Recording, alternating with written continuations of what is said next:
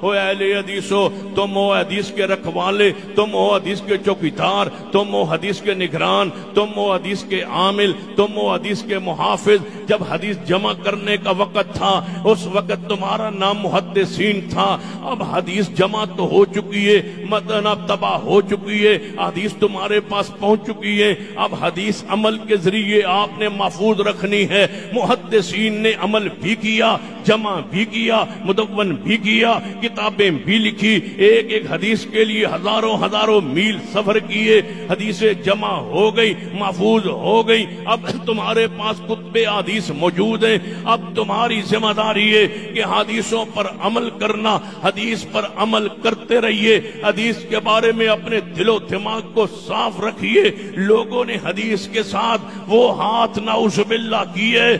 ظاہری طور پر سارے لوگ یہ کہتے ہیں کہ ہم بھی حدیث کو مانتے ہیں، تم صرف اہل حدیث ہی نہیں مانتے، ہم بھی حدیث کو مانتے ہیں۔ میں کہتا ہوں اپنے اجتماع میں میں اعلان کرنا چاہوں گا کہ بریلوی حدیث کو مانتے، ہم انکار نہیں کرتے، تم حدیث کو مانتے ہو، شیعہ حدیث کو مانتے، دیوبندی حدیث کو مانتے، حنفی حدیث کو مانتے، شافعی حدیث کو مانتے، مالکی حدیث کو مانتے، حنبلی حدیث کو مانتے، لیکن تمہارے ماننے اور ہمارے ماننے میں ایک فرق ہے، اور وہ فرق سن لیجئے۔ شافعی اس حدیث کو مانتے جس پر امام شافعی کی تصدیق اور مہر ہو، مالکی اس حدیث کو مانتے جس پر امام مالک کی مہر ہو، حنبلی اس حدیث کو لے لیتے جس پر احمد بن حنبل کی مہر ہو، جعفری اس حدیث کو لے لیتے جس پر جعفر صادق کی مہر ہو، حنفی اس حدیث کو لے لیتے جس پر امام ابو حنیفہ کی مہر ہو، دیوبند اس حدیث کو لے لیتے جس پر علماء دیوبند کی مہر ہو،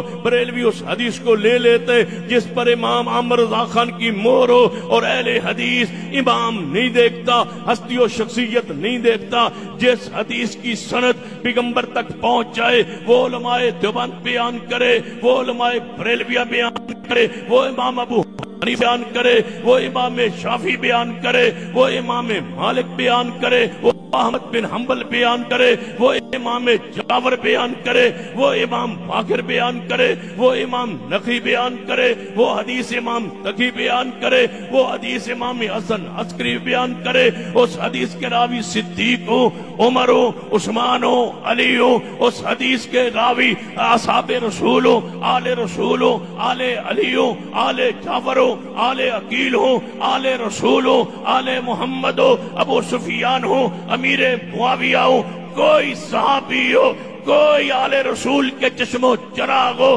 کوئی امام ہو، کوئی بزرگ ہو، کوئی ہستی ہو، ہم ہر حدیث کو لے لیتے ہیں جو پیغمبر تک پہنچ جائے، جس کی سند ہم امام کو نہیں دیکھتے، ہم مصطفیٰ کی زبان کو دیکھتے ہیں۔